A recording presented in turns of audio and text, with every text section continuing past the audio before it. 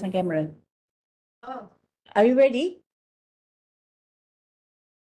Assalamualaikum, Kak Marina. Waalaikumsalam. Okay, are you ready for the ni? Oh, the picture has Sekejap, I pun disappeared tak pasang again. kamera lagi. Set. The picture has disappeared again, the background. Set. Kita ketik dulu baru kita start webinar. Kejap.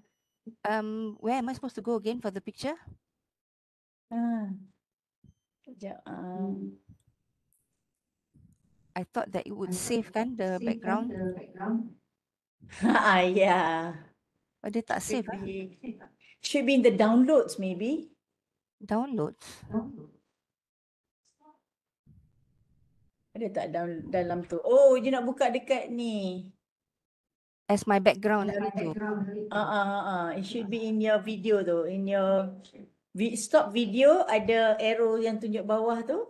Oh, I kena share dulu ke? Bukan. You know that there is tulisan stop video, there's a arrow, nanti dia akan keluar drop down menu. There's a, and then they can also change virtual background. Video setting, is it? Change virtual background. That's the thing tak ada, hari tu ada. Oh, kena buka melalui application.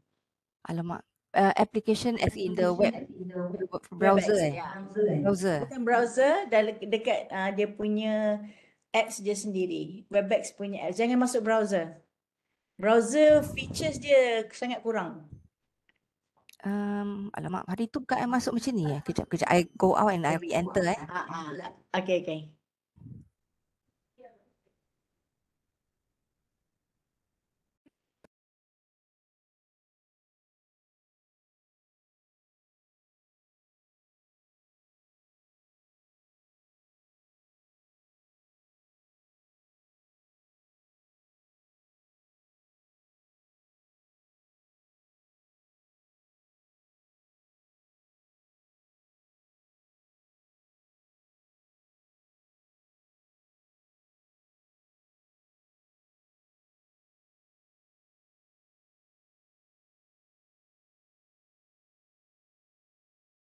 Okay, the picture is in.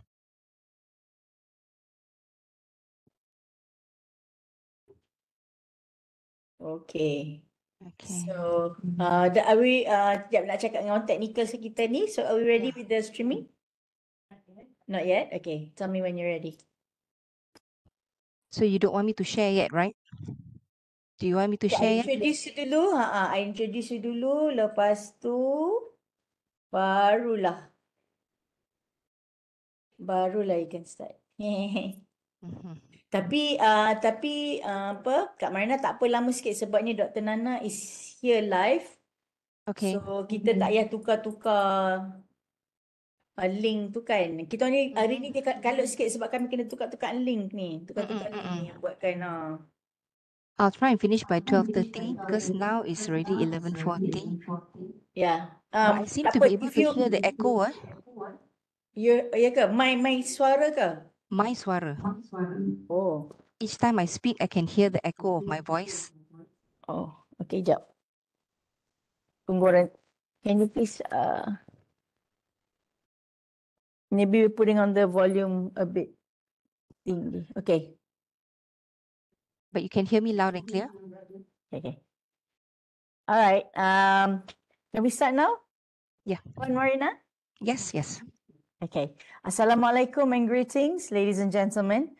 Welcome to the 6th session of the Flipped Classroom Teaching and Learning Module Webinar Teaching Impact 2023. Okay, our webinar today is broadcasted live from BIPD's EduTV studio via EduTV at PoliCC YouTube channel. Okay. All right. Today we have Puan Marina binti Abu Bakar from Polytechnic Merlimau Melaka with her presentation, Student Engagement in the Teaching and Learning Process. Before she starts, allow me to just introduce to her just a little bit about Puan Marina.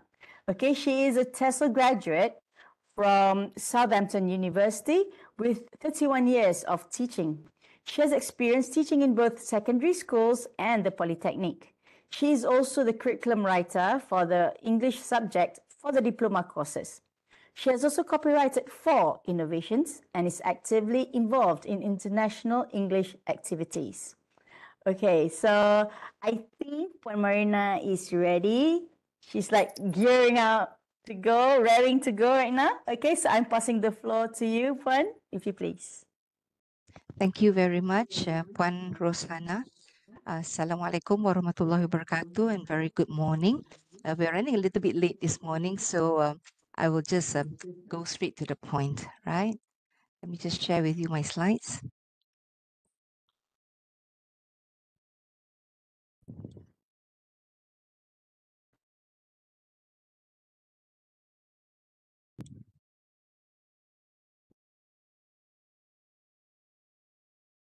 Okay, so my name is Marina Abu Bakar and I'm from Polytechnic Melimau, Melaka. And I'm just going to just jump right in. All right, so the objective of this session is for me to just share with you activities that I've used in the classroom, which I feel managed to get the students to be actively engaged in them. So I'm hoping that through these activities, you are able to adapt and adopt them and use them in your classrooms as well. And some of you may have used them before as well, which is fine. And feel free to share your ideas also. So today we're going to start with a little activity and then we'll look at student engagement, characteristics of the 21st century classroom, different learning styles, and I will share with you activities that I've tried in my classroom. So let's begin with a very simple activity, and I hope that you will be able to join me. I will share the link in the chat box in a minute. But in the meantime, just let me demo for you. I will be doing with you. Um, I'm sure you have used Padlet before, but this is something different in Padlet that you can use with your classroom. So the ones that we normally use is the wall. Yeah. So there's another one which is called the map, which you may or may not want to use, but you can have a look and see whether you can actually apply this in your classroom. So let's say that if I want my students to do a little bit of Googling, so I can come up with a clue like this. So warriors of the olden days, fierce like gladiators, where blood and dead bodies lay. Look for the building where you find gladiators. Okay, so I'm just going to show you what I'm going to do, and then you are going to do this in a while. Yeah. So let me just open my Google. Can you see my Google? Yes, Puan Rose? Yes. Yes, eh? Yes, we can Okay. see. All right, thank you. So for example, this is the map for Padlet. So if you open the link later, you will see a clue like this. So the clue is up here, right? So let's say if you are looking for the keywords, yeah, you need to look for the keywords.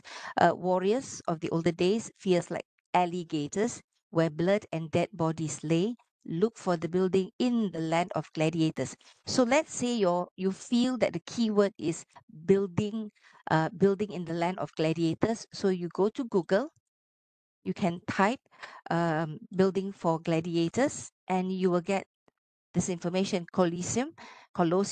So just click Colosseum, read just a few lines and look for important information that you feel you want to share.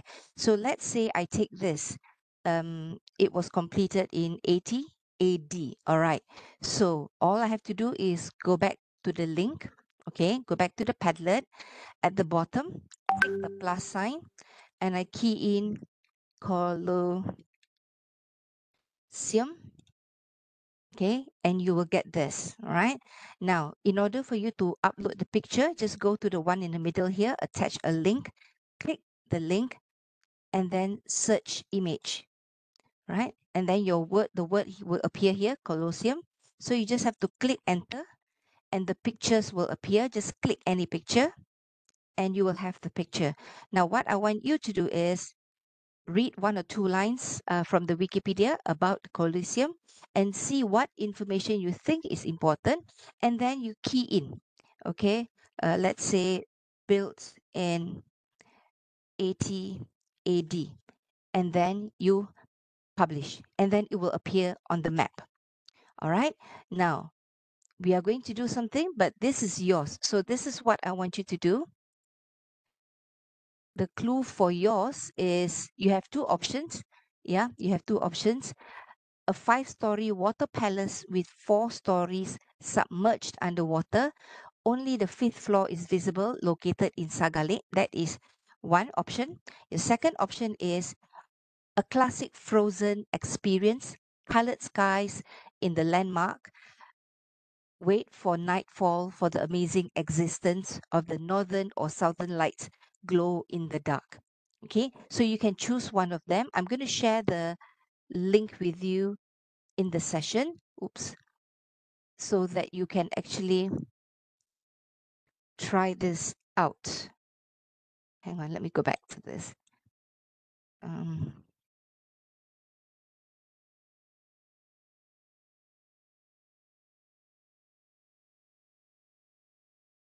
okay, I'm just going to share the link in the chat box here for you.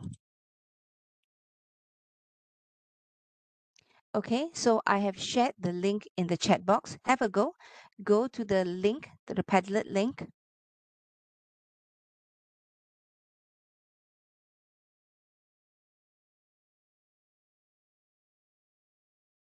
Okay, so if you go to the Padlet, you will get into this one here. Okay, the link that I've shared with you, you should be able to go here. Have a go. Choose one location, either number 1 or number 2. Okay, so if you choose number 1, choose 2 or 3 keywords, maybe Water Palace, Saga Lake, and key into Google and see what you get. If you prefer the second location, you can key in maybe colored skies, northern lights, or southern lights, and you see what information they give you. And then go to the plus sign at the bottom and click the information. So I'm hoping that you will do this now so that we see what appears in the Padlet. All right, can you try, please?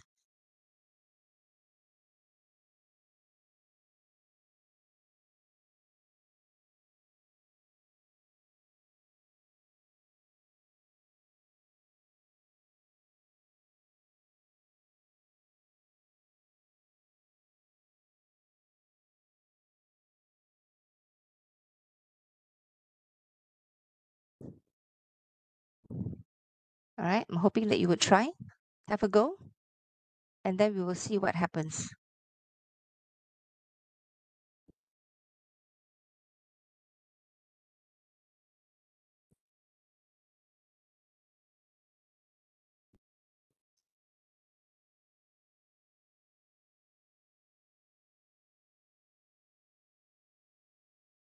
Juan Rose, are you able to see the link in the chat box?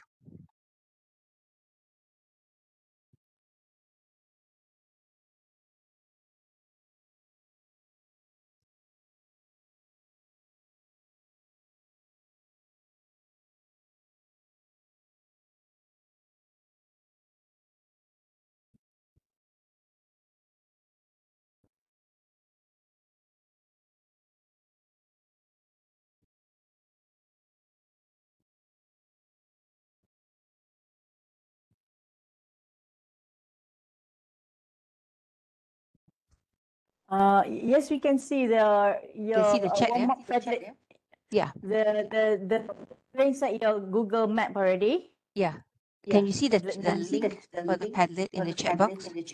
Yes, yes, All right, yes, we can. Yeah. thank you.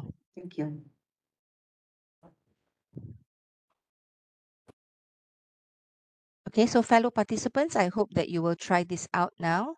All right. So let's say, okay, I will do one as well so that you can also see. So let's say water palace. So I just go and click water palace, Saga Lake. Okay. And then I would get Jal Mahal, not Taj Mahal, but Jal Mahal. Okay, so you may want to encourage your students to read about Jal Mahal to gain some knowledge. All right, so over here maybe you say okay, constructed around 1699. So I would go back to the Padlet and then I would say Jal Mahal. Okay, image search Jal Mahal, and you have this.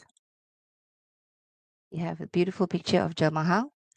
And then I'll type in constructed in 1699.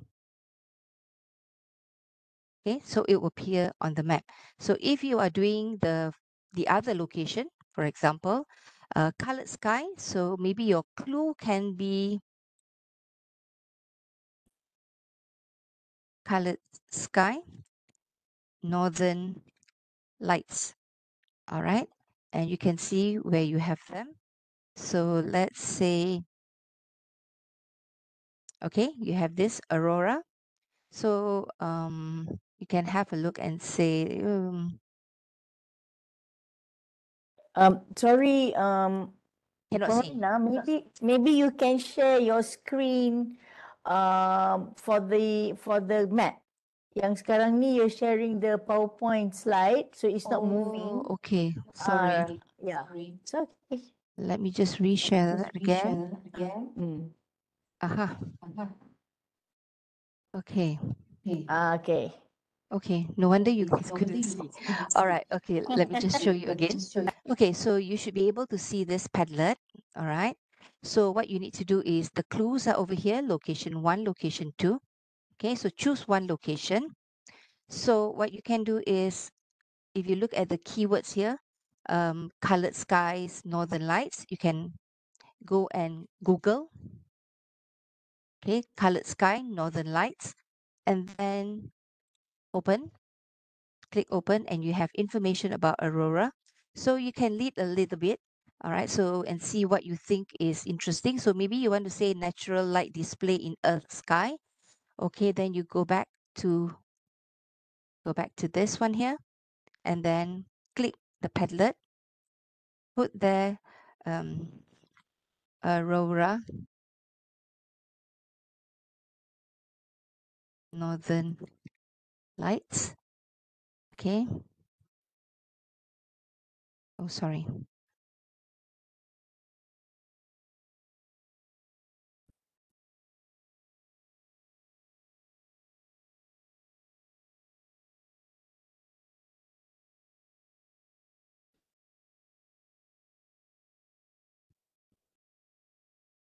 Northern lights. Okay.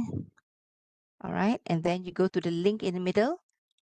You share the image and you get one of these. So you click any one of the pictures. Okay. And then type a phrase at the bottom. Natural lights in the sky. Anything that you feel is interesting. So if you want to type rays, spirals, natural light display, type whatever you feel is interesting to share. And then once you have shared it, click publish. Okay. So if your students take part, you will be able to see the world map. Yeah. So you have one student here, you have another student who click northern lights here. Oh, this is, sorry, not northern lights, eh? This is not northern lights. This is the one here. So you have Padlet here. So let me just delete this. Okay. Then you have another one here in India, right? Jal Mahal here. Okay, so if your students are actively involved, you would get all the little dots. So you will have a display of where you can see northern lights, the aurora lights in the world. So your students may actually show you the one in Norway, in Sweden, even in New Zealand. So it's one way of encouraging students to use the apps, but at the same time, you're encouraging them to Google search for information, read information about the particular location, understand what they have read, identify significant information, and then share the picture. And it becomes general knowledge for them as well. Okay, so I'm just going to go back to, I'm just going to go back to my slides.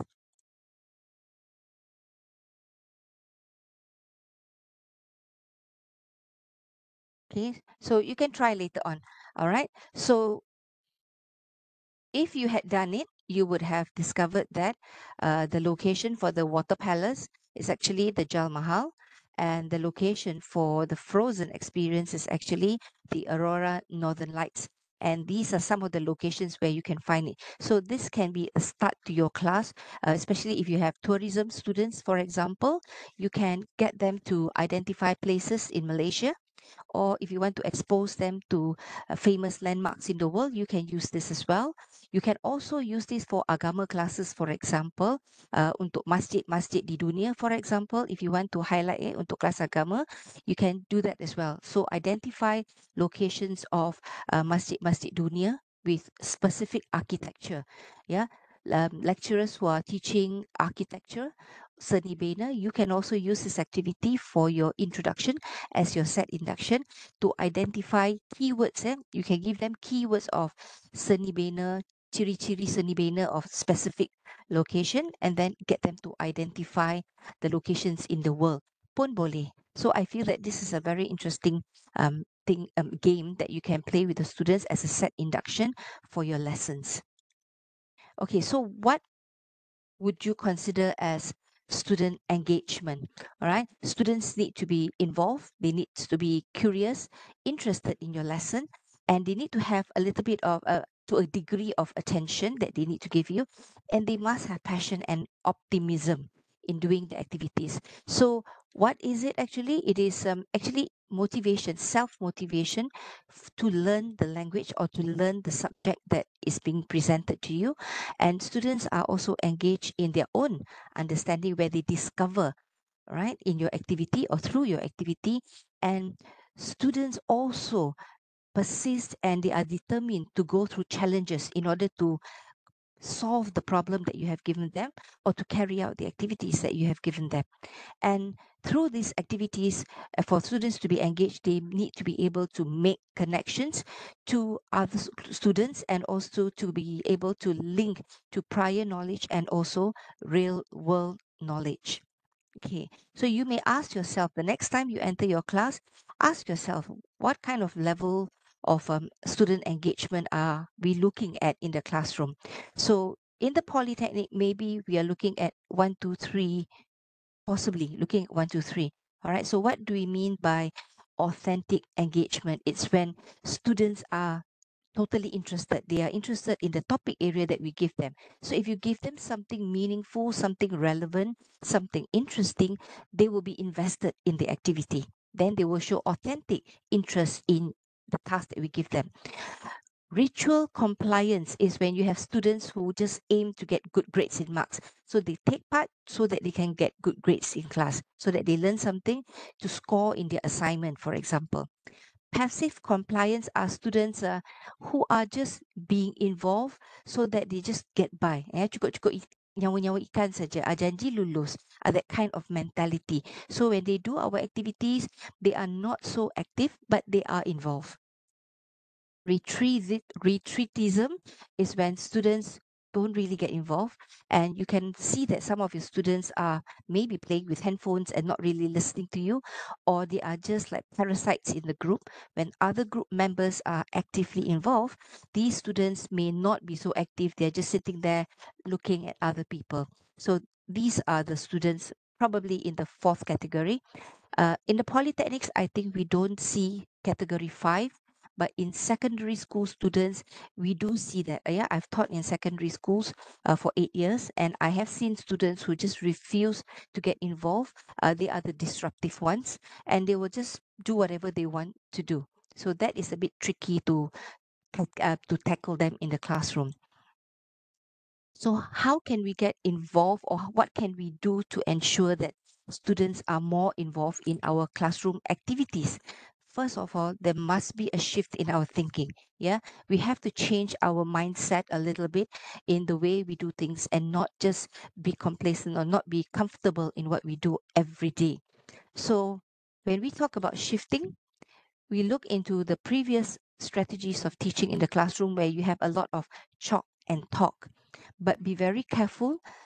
We may still be doing chalk and talk, but in a different way, as in flashing and talking. Yeah. So lecturers may spend so much time in creating materials for the PowerPoint, that all they do is, in class, you just flash your PowerPoint and you go through your PowerPoint, which is actually for me the same concept as chalk and talk. It's just that you're using technology. All right. So we do need to get students involved. Now, what we want to do is look at other alternatives of making your classroom active instead of just doing group discussions. So, what is it that we can look at in this 21st century classroom? What characteristics are we looking at? One of them is definitely technology. Yeah, we look into what Dr. Shin shared earlier about using Flip Classroom, about using Padlet, yeah, Google Classroom, the different apps that you have. So definitely we can use them. Yeah, if you can even use TikTok for teaching and learning purposes. You need to make sure that your classroom is student centered or your activities are student centered and it is not merely us presenting our PowerPoint. So that needs a little bit more work on our part to encourage students to communicate through classroom activities, but be very careful that you don't just merely give them a topic and they do group discussion or pair discussion for all your classes. You can have group discussion for certain classes, but you need to look into other options as well. Collaborative work is very important when you're talking about 21st century classroom. How can they collaborate the different skills to carry out the task that you want them to do, and also to create questions or tasks that will encourage higher order thinking skills and not merely memorizing. So, what do we, teachers of this 21st century, need to be alert about? We need to be relevant, okay? We need to be able to socialize with the students. We need to be forward thinking, to be able to plan well for our lessons. We need to be open minded and not think that, oh, TikTok is just for playing games, it's all about dancing. No, there are other functions of TikTok. You can teach through TikTok as well. So, you need to be open minded to these different strategies. Okay, we need to have this concept of lifelong learner. We are always moving forward with technology and we need to learn new strategies, right? And flip classroom is one of them. So therefore, whether we like it or not, we may have to look into the alternatives of using flip classroom and how we can use that in enhancing language, in enhancing our classes and getting students to be more engaged in our classrooms through the different activities. And of course, student centered is always ranked on top, even before OBE. And our students need to be actively engaged, not just merely writing in groups. Yeah, there need to be group discussions, and as I said earlier, collaborative learning that will encourage soft skills, yeah, responsibility, teamwork, solving problems, and thinking critically. So in the traditional classrooms, normally we just come into the classroom, we teach them whatever we want to teach them, and then we assign them work in the classroom, exercises for reinforcement, or we keep them occupied in classroom and give them a lot of homework. In these modern days, we can actually turn the classroom the other way around, get students to be more responsible in their learning, therefore assign them some reading at home. Yeah, it can either be a reading text that you assign them to, it can be a Google link that you share with them for them to go and look for certain information, or you can give them a link, a video link for them to actually watch an input session, a teaching session, but through video link. Therefore, that saves us a lot of time in teaching them in the classroom. And we've used the classroom time to focus on reinforcement and checking understanding through the different activities. And don't forget that when you carry out your activities, you have to consider the different learning styles. Yeah, consider students who are visual and they need to have pictures, videos, yeah, graphs, PowerPoint to help them understand better. But also auditory students whereby you need visuals, you need to explain to them also. And sometimes kinesthetic students are left out. We focus so much on PowerPoint and our speeches and our talks that we forget about these students who are kinesthetic. Yeah, so you can actually do activities to get them to move around, to be hands on, to be involved in activities so that they pick up the lessons faster. And especially for afternoon classes, I feel that getting them to move around is one way to make sure that they stay awake in our classrooms. So how can flipped classroom help the teaching learning process? The videos can help us to provide information. It saves a lot of time. Like Dr. Shin said earlier, students can learn at their own pace. They can watch the video again and again and again, and they come into class a little bit more prepared. Some may ask, but students may not understand. True. So when you prepare the materials for them to read, make sure it is appropriate to their level. And do not give them something too difficult that when they watch the video or when they read, they still do not understand. So we do need to give them materials that are relevant or that are suitable to their levels. So they can actually read at home before they come to your classes. And if they have read it in class at home, that will give us more time to actually do these activities for reinforcement in the classroom. And during our activities, that will also enable students to have peer teaching. And then we, as the lecturers or facilitators, we can focus on the weaker students. So what can we do? Add variation in your teaching. Yeah. In, think Google and look for alternatives how you can carry out different activities. Try them out in the classrooms. Yeah. Different classrooms may respond differently to your material. So try them out. Make the content relatable so that they see the need to do those activities. If you want, you can have reward in your classroom. Let the students be involved in making choices in the topics that they want to present or in the topic area that they want to research. Constantly check students' understanding through formative assessments. So formative assessments doesn't have to be a quiz or doesn't have to be a pop quiz. It can be through the activities that you give them that you are able to see whether, my students are able to do them. Therefore, they understand what was taught. But you can also use Google Form. You can use Kahoot to check as a form of formative assessment. And you do want students to collaborate with each other. Therefore, give them a group work. And feel free to incorporate interactive teaching tools, yeah, in the classroom to make it relevant and up to date. Yeah. So let me share with you some of the activities that I've carried out in the classroom.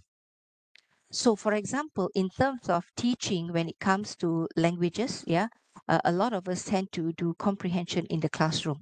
So we give them articles and then we go through the articles with them. We look at meanings of words, and that actually takes up a lot of our time. And then we give them time to do comprehension. And then again, we check the exercises in class. That can take up to easily half an hour to 1 hour of the time.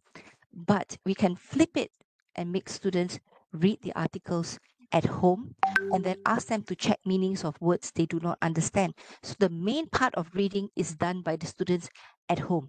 So when they come to class, we can do activities that checks on their understanding to check on whether they have actually read or not. So one way can be the Google form. Yeah. Another way, you can just pick random students and ask them about their understanding of the text that they have read. So maybe the first two times that you have tried this, you will notice that a few students may not have read it. But if you pick on these students, in the long run, the students may say, Alamak, if I don't baca kan, cikgu panggil lagi. So give them that feeling that, look, if you don't read, I'm going to pick on you in the classroom. So once or twice, they may feel that I say, asyik kena je panggil in class. So hopefully later on, it becomes a habit for them to actually read at home before they come to class. Same goes for technical subjects as well. Yeah. If you're going to teach arc welding, for example, or slump test for civil engineering, you can give students articles, you can give them video links for them to watch the explanation about arc welding, slump test, okay, or even tourism. And then when they come to class, give them activities. So let me share with you this one activity that I've done with my classrooms. So it so happens that we painted a black and white tree in our lab. So I love to use this tree because I feel that we can actually exploit what we have. When I did the reading with the students in the class, in at home, students come to class more prepared.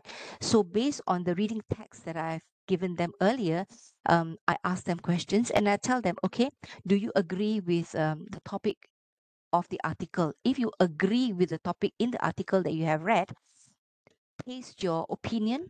I give them the sticky note. Yeah, I give each student a sticky note, and I'll tell them, okay, if you agree with the content that you have read, in the article that you have read at home, write your opinion on your sticky note and paste it on the white branch. Yeah, kalau setuju dengan artikel, tulis pandangan and tampal dekat uh, kayu ataupun branch, branch, what is branch in BM? Okay lah, branch in the white branch. But if they don't agree with the opinion, or if you don't agree with what happened in the article, they have to write their opinion, and then paste it on the black branch. So at one glance you will see, okay, students who agree, they are all on the white branches. Students who don't agree, they are all on the black branches. So that is one way that I make sure that every student is involved to check whether they have actually read the article. If they have read, they can actually write some opinion and spin on it, and then they paste it on the uh, on the on the colored wall, yeah, on the black and white branch. But some of you may say, I don't have black and white branches, what can I do? Same concept, you can actually get this in the internet. You can put it on your slides, flash it, yeah, flash it or project it onto the whiteboard, and still use the same concept. Give them the sticky note, get them to write their opinion and stick it. So the ones on the left are all the ones that you agree, the ones on the right are all that you don't agree. But also you can manipulate this and also change a different approach. Advantages, disadvantages. So let's say if you are teaching arc welding. Oh, I keep going back to arc welding. All right, so let's say if you want to teach them arc welding, the advantages of using arc welding, get them to paste advantages on the left side of the tree, get them to paste the disadvantages or the problems that you may face, um, on the right side on the black branches. So this concept can be used for anything actually. For whatever topic that you want, you just have to be creative in linking the strategy to them. And the same concept can be used if you don't want to use the black and white tree. You can have this infographic and get students to either give them sticky notes and paste the advantages or the cost or the material, or you can, if you want to save paper, you can just give them the marker pen and students come to the whiteboard and actually write on the whiteboard. That can also be done. The other option is to use the traditional way, which is using the mahjong paper. Yeah. And then students will write on the mahjong paper, and I will tend to paste this mahjong paper on the walls around the classrooms, and they go around looking at what other people have written, and then they can comment on it. And I actually allow them to use a red pen to add information on the mind map that has been created by the other groups. So at a glance, you will see all the black marker pens are the original colors, or the original information provided by the students. All the red marker pens are all the added information given by other students. Okay, so jigsaw reading is another thing that English language lecturers love to do, and I'm sure many of the English lecturers do jigsaw reading as well. So, for example, in semester 1 and semester 3 of our English diploma programs, we one of the assignments is for students to create an awareness poster of a current issue. So prior to doing that, I actually printed out several posters on different topics, for example, cyberbullying, green technology, stress, disasters, tsunami, and I get these posters and paste them around the classroom, and then I give them bingo questions. Yeah, so bingo questions are actually just little boxes, and then I put in specific questions related to those posters. So different students will get different questions, so they have to go around the rooms to read. So when I do these activities, I try and cater for the three learning styles. Yeah, when students move around, you cater for kinesthetic students. With the posters you have, you cater for the visual students, but at the same time you will notice that the students will also discuss, and that will cater for the auditory students. Yeah, and at the end of the day, those posters that I've pasted and I've used as my materials are actually samples that I highlight to the students, because at the end when they have to do their assignment, I will tell them, look, now you have to do an assignment. You are going to get into your groups. Now, the activity that you have done just now in reading information from the posters, those are actually examples of posters that you have to create. So by doing that activity, I have indirectly actually shown them samples of posters that they can do for their assignment. So that is how I go about trying to make it relevant for them. They may not see it when they're doing the activity, but at the end of the activity, when I tell them about the assignment, then they will see, those are the posters, or those are the examples of posters. Okay, so students actually go around uh, and look at the posters when they are answering the questions, so they will get the exposure. So technical lecturers, they are the same thing. If you're teaching green technology, for example, or if you're teaching JPH, hospitality and tourism, you can display information on different culinary cuisines around the world that you're teaching the students. So you can paste information and ask them questions on the different types of cuisines. So that will get them moving around in the classroom and expose them to the different types of cuisines and ingredients maybe that are involved in the different types of cuisines.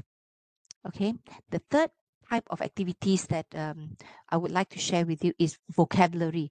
Yeah, I noticed it's not just for English that we teach them vocabulary, but also for technical subjects, you have terminologies that you want to teach your students. Yeah, and I've seen certain question papers whereby you ask students for definition. What is the meaning of this one, or what do we mean by saying this particular word? So students sometimes have to give a definition. So this is one way of using vocabulary to teach to highlight terminology or definition. You can share with them the concept of using a word cloud, right? So I don't know whether you have used word clouds before in your classrooms, but I'll show you how to use the word cloud in a while. Okay, but for my classrooms, for example, this is how I use it with my students. I give my students a topic. So it can be, like I said, reinforcement, yeah, pollution, current issues, cyber bullying, sexual harassment, illegal racing. And I get them to read at home. So again, I'm doing flip classroom here, yeah. I get them to read at home because I don't have time to read so many articles in the classroom. So I get them to read. Different groups will read different issues.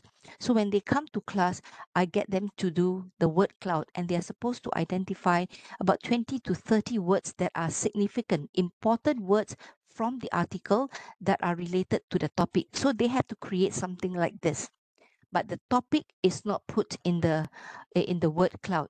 Yeah, so when they do something like this, we can actually use this for us to actually teach in the classroom.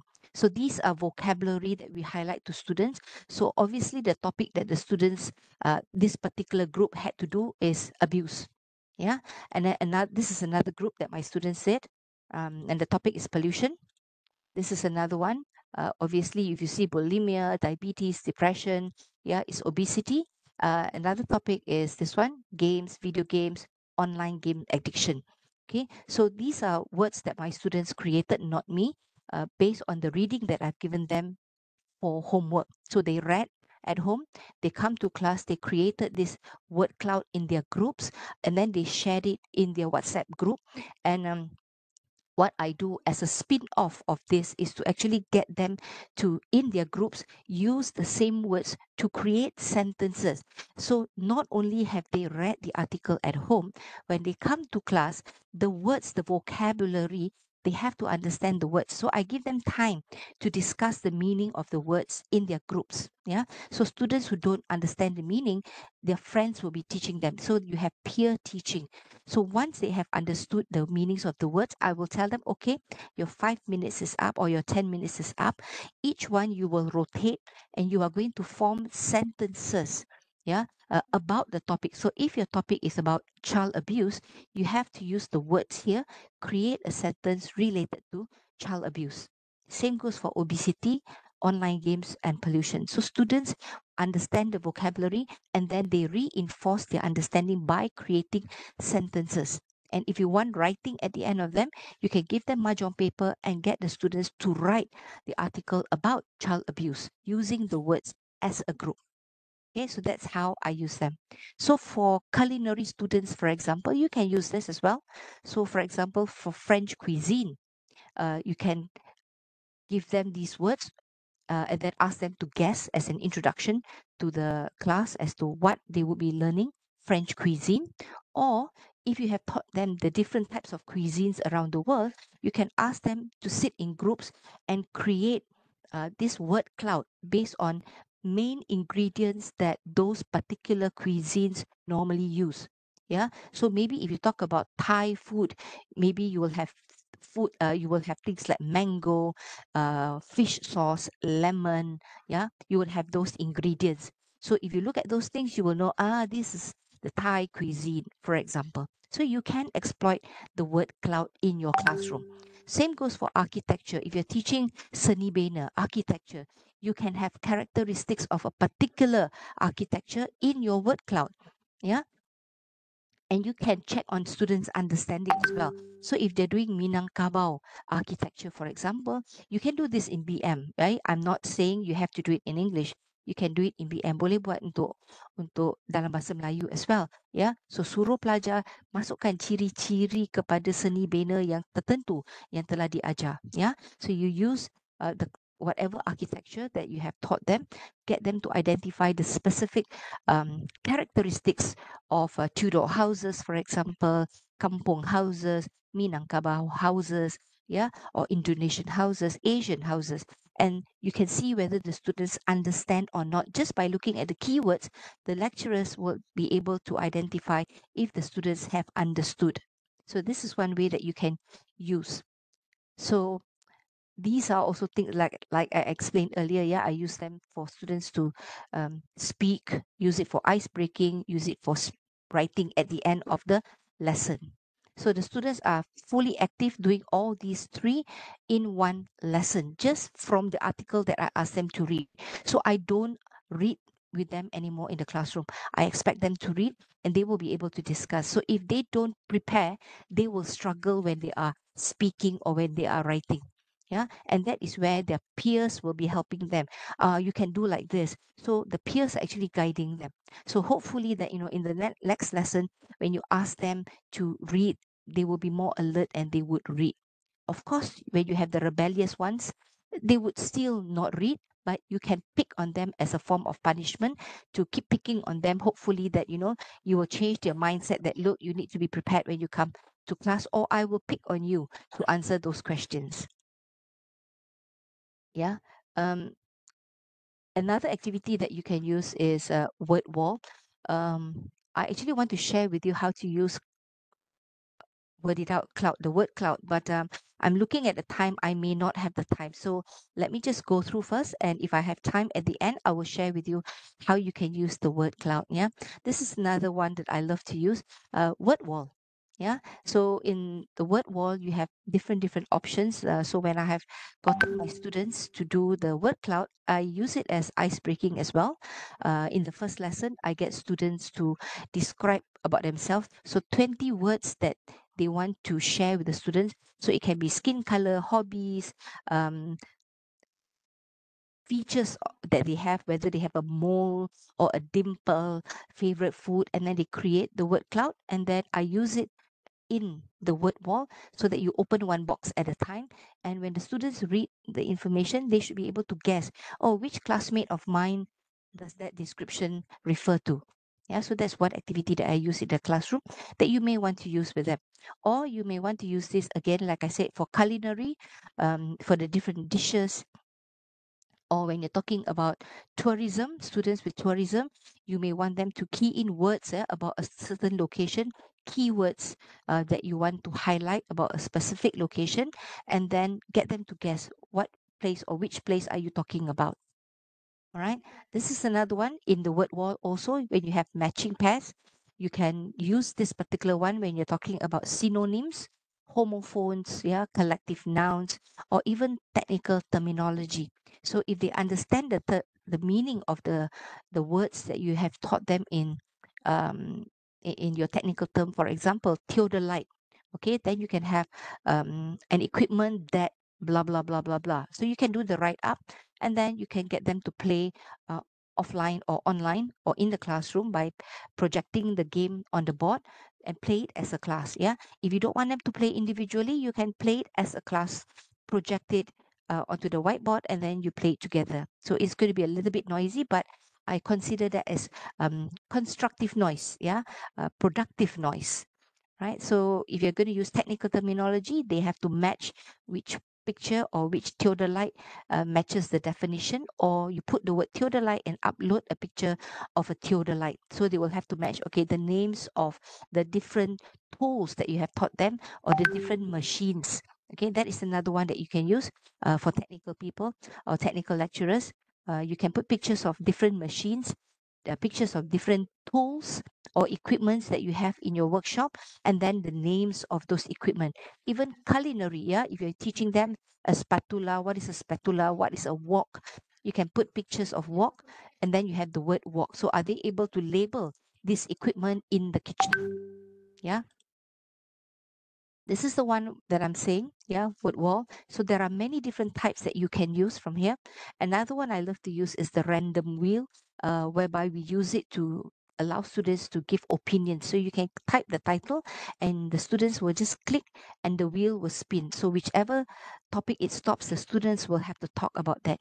You can do that as a wrap up in your classroom. So at the end of the lesson, if you have finished teaching them, you can use that for formative assessment as well. So whatever you have taught them, put the key topics that you want the students to learn, put it in the spinning wheel, and then whoever gets those topics, they have to explain about that topic. So that is one way of checking formative assessment. Padlet. Okay, the fifth activity that I want to share with you is Padlet. Padlet is nothing new. Everybody has used Padlet before.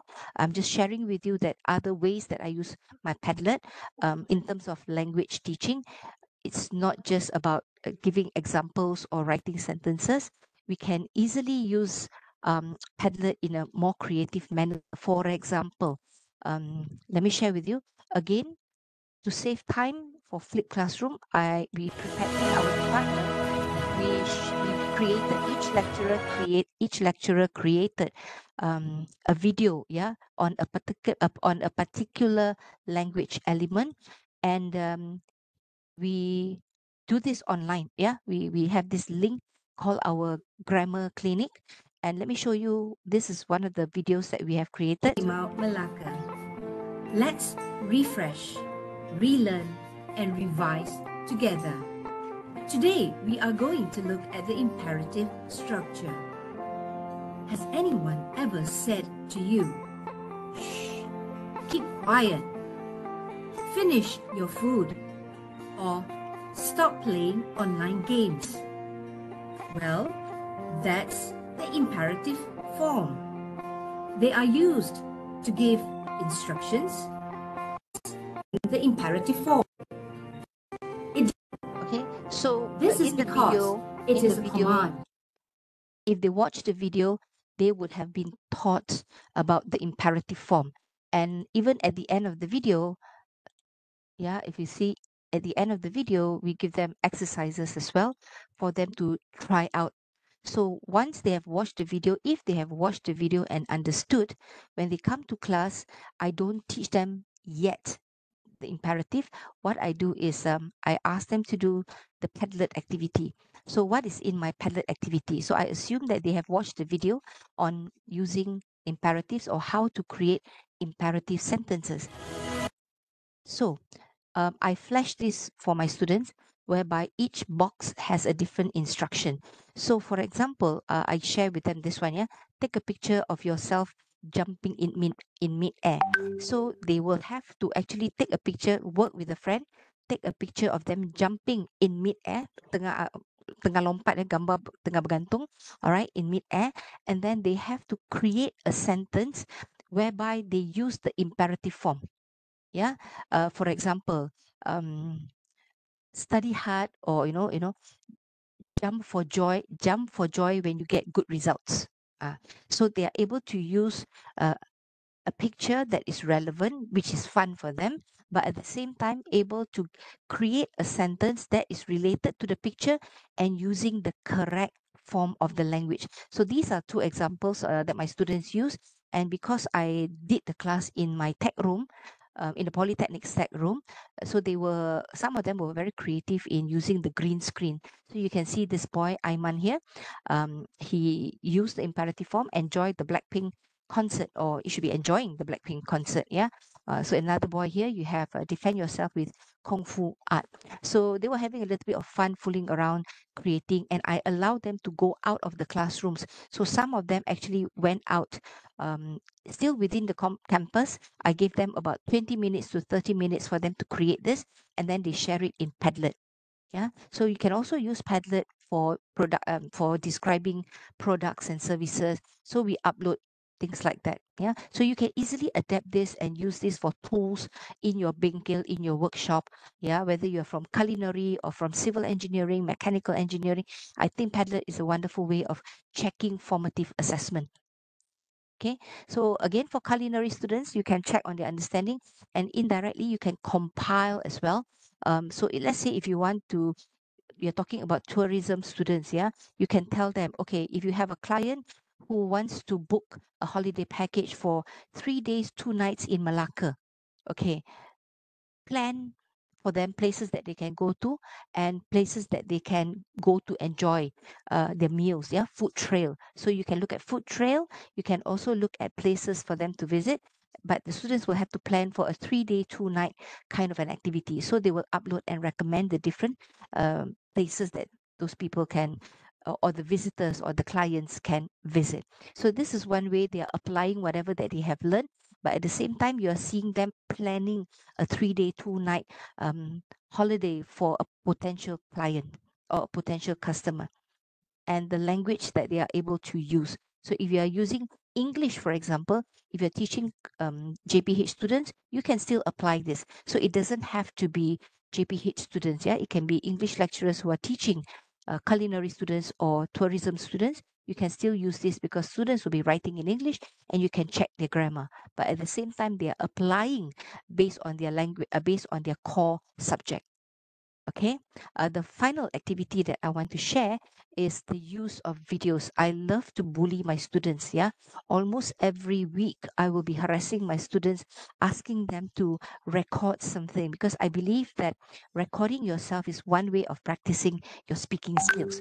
Yeah, so for example, in semester 3, we have products and services whereby students have to present in English on a particular product or a service related to their field.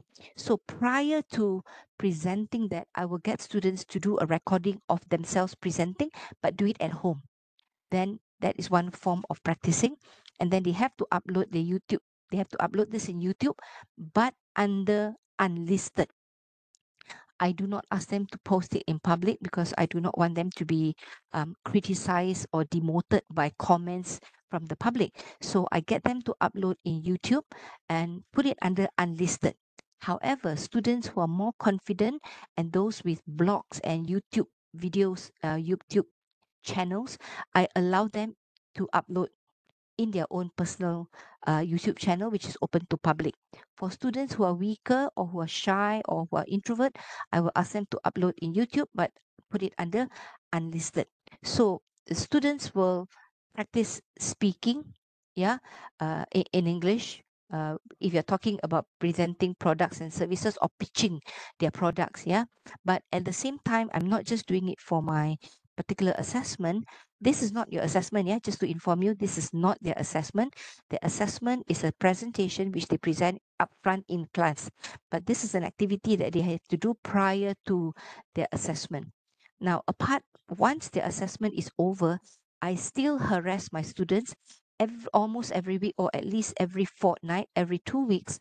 My students are required to do just a 1 minute video.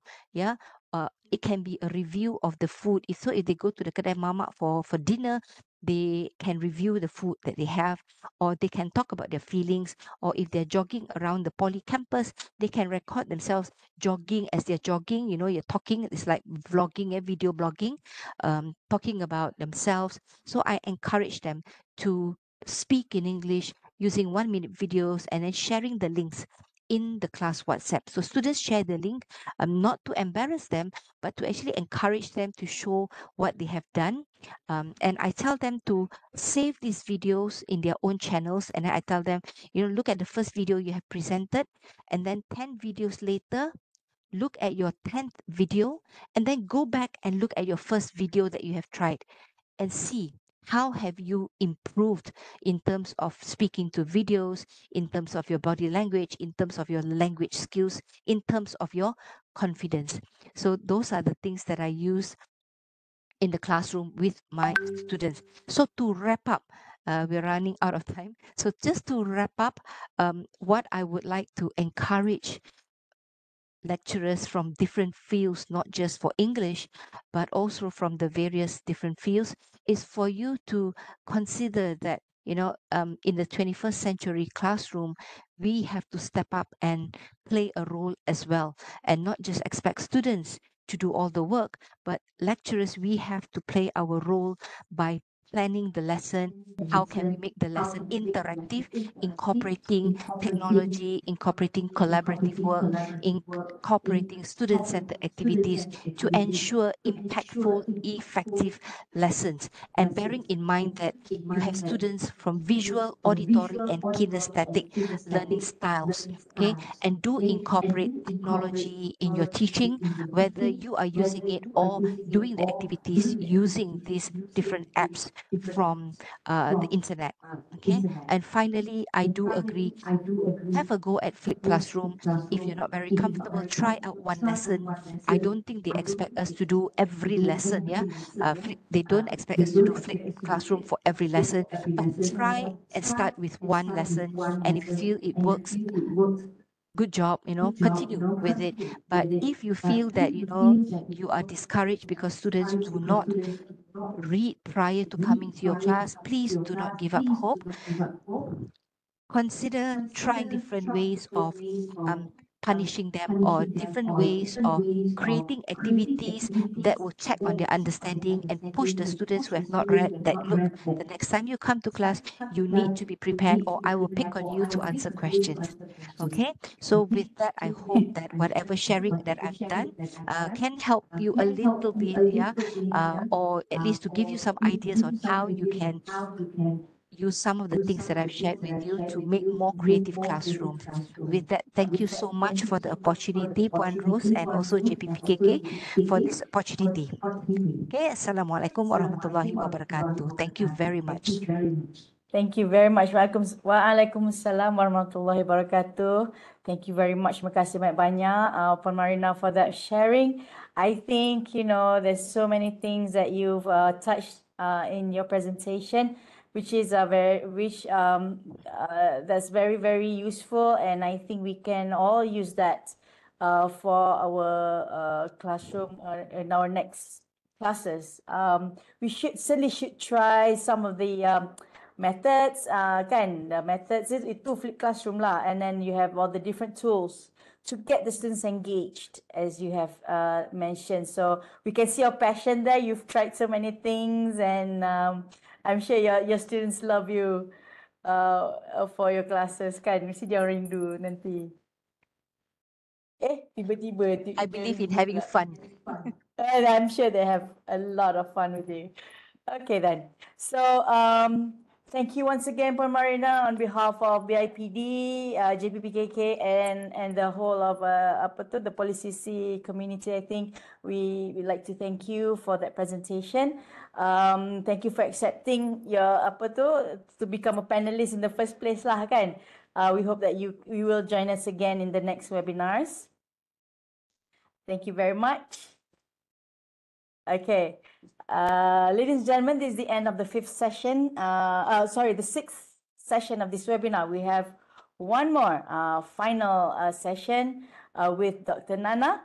I hope we will see you in the next session. What you can do is please go to our EduTV at Policy C YouTube channel, and then you will find the normal thumbnail. Just click on Sesi 7. Okay, so I hope to see you there. Thank you very much. Bye-bye.